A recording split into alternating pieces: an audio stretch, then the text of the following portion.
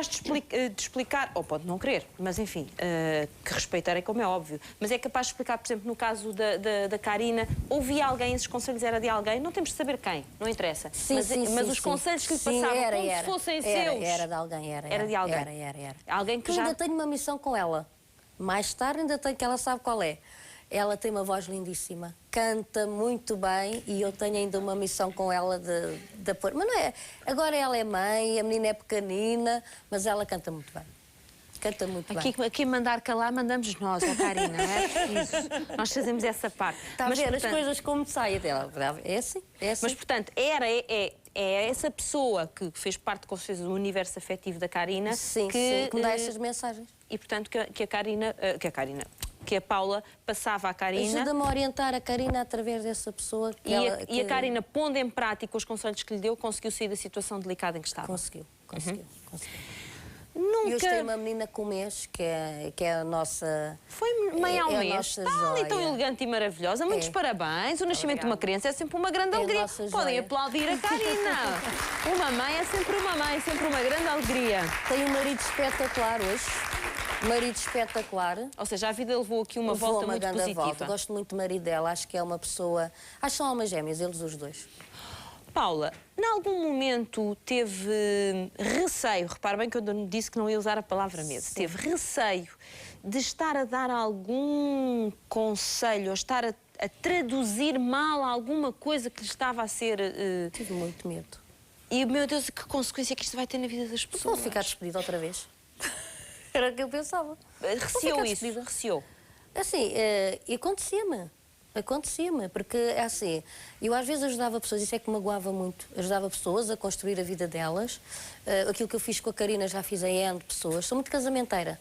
Eu acho que as mulheres aparecem a mim, a minha missão é encaminhá-las no amor. Eu digo que sou o GPS delas, se estiverem mal encaminhadas, eu ajudo a encaminhá-las. E depois eu fico um bocado triste, porque as pessoas às vezes dizem mal de mim e sofre-se muito quem tem este dom, sabe? Somos mal compreendidas às vezes por familiares, por namorados, é muito complicado, muito complicado. Ou seja, nem todas as pessoas conseguem perceber aquilo. Andamos sempre a fugir, nem sabemos do quê.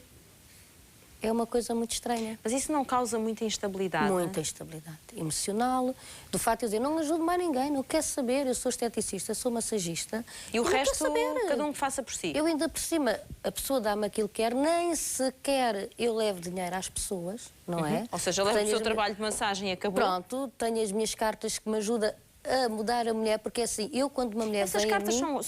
aparecem na sua vida. Era isso que eu queria explicar. Então explique. O que é que são essas cartas? Estas cartas que me vou à SIC, à televisão. Estas cartas, eu fui à Lisete Soares, via num programa do Além, com a Teresa Guilherme. Muito bem. E aí também despertou muito que eu queria conhecer aquela senhora. Não sabia como, mas eu tinha que conhecer aquela senhora. E o nosso querer é poder. E eu conheci a senhora. Conheci a senhora e na altura fiquei ainda mais perdida do que aquilo que eu era. Tinha uma filha, tinha um marido, tinha uma vida muito boa financeira, um pai espetacular. Eu quero-lhe agradecer, aquele homem é um pai espetacular e toda a família dele tem sido impecável para a minha filha e eu acho que são anjos que estão na minha vida e que é sempre de agradecermos às pessoas. Eu fui à senhora só para saber se eu ia ficar com aquele homem toda a vida e se eu ia conseguir o meu sucesso. Na altura nem pensava em televisões, nem nada disso. Era uma esteticista apenas, mais nada. E a senhora diz-me, olha Paula, você vai fazer uma missão tão linda com as mulheres. Pronto, e dá-me 2 livros dos anjos. E eu fiquei sem perceber nada, não é? Porque aquela missão com as mulheres de casamenteira e de as ajudar, já eu fazia. E então, o que é que aconteceu? Ela disse, você tem que dar cartas. Eu disse, ai, dona Lisete, não vou dar cartas nenhumas, Deus me livre, até agora vou dar cartas. A não ser que venham umas cartas lindas como eu. Porque eu acho que as mulheres devem ser um bocado vaidosas, não é? Pronto. Não faz mal, não? Eu achava as cartas feias, não tenho a culpa, não é? Achava as cartas feias. E então uma amiga traz-me de Londres, ao pé da Princesa Diana, ao pé do Palácio, estas cartas que são lindíssimas. Têm 6 anos na minha mão. Pois nota-se que estão bastante usadas. Estão. 6 anos. Mas eu pergunto uma coisa, Paula, porque, como sabe, não é uma área que eu domino. Elas estão viradas ao contrário, Fátima, desculpe. Esta é só para explicar a parte espiritual do universo. Não é assim? Não, se vê? Não, elas são todas, deixe-me só virar. Ai, meu Deus, Pronto. já perceberam o que é que eu percebo da matéria? Mostrar as cartas ao contrário e convicta que estava a mostrar bem. São bonitas ao contrário, também não faz mal. São bonitas, por isso é que eu estava a mostrar daquele lado. São. Agora, quero perceber o seguinte, estas cartas vieram para a sua mão... Foi essa amiga que me trouxe Londres. Sim, mas têm que função? Ou seja, no que é que elas entram neste seu trabalho? Não tive curso nenhum, absolutamente nenhum. As cartas são inglesas, eu não sei inglês, e eu comecei a dar as cartas às pessoas. Está bem, mas imagine que está a dar as cartas e que lhe sai esta. Ai, perdão. Esta carta. Sim. Esta carta quer dizer que a pessoa que lhe sair esta carta é uma professora espiritual. Uma professora espiritual é uma pessoa que ajuda as pessoas a entrar na parte espiritual, mas de uma maneira de amor e alegria. Porque a parte espiritual não tem nada a ver com fanatismos, nem com medos. Portanto, uma professora espiritual é como uma escultora de personalidades. Vai trabalhar a parte da imagem com atitude. É isto que é a parte espiritual. Mas então, se não teve nenhum curso, nem dominava o inglês, como é que aprendeu tudo isto sobre estas cartas? O universo. Foi sendo guiada. Muito bem. Vou-lhe devolver as suas cartinhas, que sei que gosta muito delas. José, comentários a este testemunho que acabámos de ouvir. Nós temos estado a falar de mediunidade. A mediunidade é uma característica de todas as pessoas, independentemente das suas convicções, serem ateus, budistas, católicos, enfim, das convicções de cada um. Podemos fazer uma pequena comparação com a astronomia. A astronomia é uma ciência e usa um meio de observar os astros, que é o telescópio. Então, digamos que a doutrina espírita é uma ciência filosófica de consequências morais, que tem um instrumento que outras correntes também usam, que é a mediunidade, que é um meio de intercambiar com o mundo extrafísico. O que é que nós podemos dizer? Eu posso lhe dar a opinião da doutrina espírita em relação à mediunidade. Pelo que eu ouvi, a senhora, portanto, é uma pessoa que é portadora de mediunidade. Obviamente não a pratica dentro do âmbito espírita, da doutrina espírita, que é uma prática completamente diferente. Mas pronto, todas as práticas, desde que sejam úteis ao próximo, desde que sejam filantrópicas, desde que não se aceite dinheiro ou não se cobre dinheiro por essa atividade, pode ser útil, porque todos nós somos seres eternos com um campo energético em que intercambiamos com os outros. Agora, o uso das cartas, o uso da bola de cristal, o uso de outra coisa qualquer, é apenas um mecanismo que os médiuns que não conhecem o mecanismo mais profundamente utilizam inconscientemente para se concentrarem e captarem aquilo que muitas vezes seres espirituais, aquilo que os católicos chamam anjos da guarda e nós espíritas chamamos os guias espirituais, que estão à nossa volta no cotidiano, nos vão intuindo, nos vão orientando, e isso acontece a miúdo. Portanto, o relato muito interessante que a Paula deu, não é, da sua vida... Ou seja, a Paula, com mais algumas ferramentas, poderia fazer este trabalho de uma forma mais sustentada. É isso? Sim. Eu, sinceramente, portanto, não conheço do que sei, admito que exista, mas não conheço nenhuma doutrina que trabalhe a mediunidade de uma maneira tão segura, tão correta como a doutrina espírita, porque é muito exigente,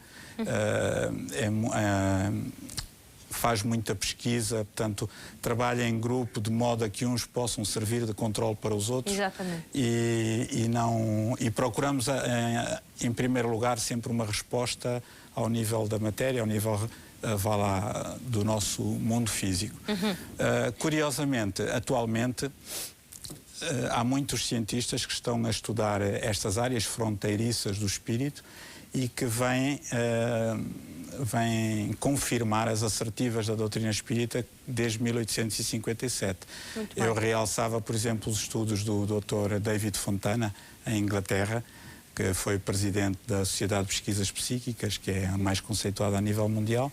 Ele não é espírita e fez experiências em Secoul com um grupo de médiuns que também não eram espíritas, experiências completamente controladas, não havia a mínima hipótese de haver fraude, inclusive com a presença de um mágico profissional, para precisamente comprovar que não havia fraude por experiências gravadas.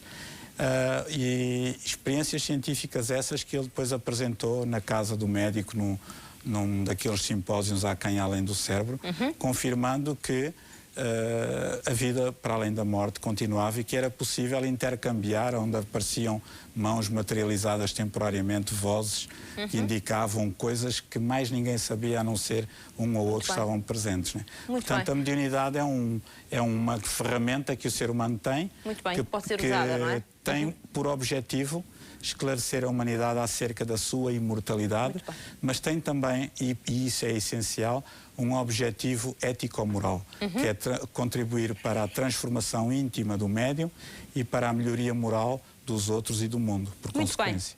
Muito bem, José. Já vamos voltar a conversar. Paula, quero agradecer a sua presença aqui, desejar-lhe muitas felicidades. E sempre que os seus conselhos se traduzirem no sorriso, no rosto de alguém, serão com certeza sempre belíssimos conselhos. Muito obrigada. Um aplauso para a Paula. Obrigada. Obrigada. 760 100 760, nosso número de telefone. Estrelas da Tarde aí à espera das suas chamadas. Muitas inscrições espero eu que faça. 760 100 760. É muito simples. Temos então mínimo 1000 euros para lhe oferecer, mais o valor da estrela que lhe sair, com uma perguntinha. Sempre com uma perguntinha. Os 1000 euros é que não precisam de pergunta. 760 100 760. Tudo a marcar o nosso número de telefone.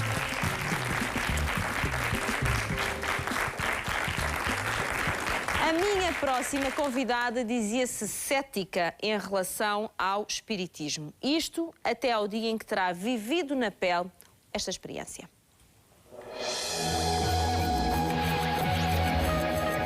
Foi em Moçambique que Dulce Ramires terá vivido as primeiras experiências paranormais. Na altura tinha acabado de ser mãe e foi por via de uma vizinha, possuidora de alegados poderes psíquicos, que Dulce jura ter sido curada de um mal que a atirou para a cama. Mais tarde, já em Mirandela, onde nasceu, Dulce garante que um familiar próximo, desenganado pelos médicos, foi também curado graças aos dons de uma médium. A crença de Dulce no mundo paranormal acabou por se intensificar com a passagem dos anos e até já se estendeu a alguns elementos da família. Hoje, ela está cá para nos contar tudo. Olá, Dulce. Muito boa tarde. Boa tarde. Bem, Dulce, temos aqui uma experiência já com uns bons anos. Já uns bons anos, exatamente. Uns bons anos. Bem, vamos então viajar para Moçambique. Exatamente. É? Vamos viajar para Moçambique, onde viveu durante 12 anos. Durante bastante tempo, 12 anos, e foi aí que gostava que a Dulce explicasse o que é que se estava a passar, o que é que estava a tornar incompreensível aquela realidade em que se encontrava. Conte-me lá. Bem, eu tinha nessa altura 29 anos, mais ou menos. Tinha a minha filha com 3, 4 meses. Pequenita, bebezinha. Pequeninha, bebê. E morava em frente a um casal amigo. Que mais tarde a senhora foi a ama da minha filha. E tornámos-nos amigos, a pouco e pouco. Mas eu não sabia, não conhecia os dons da senhora.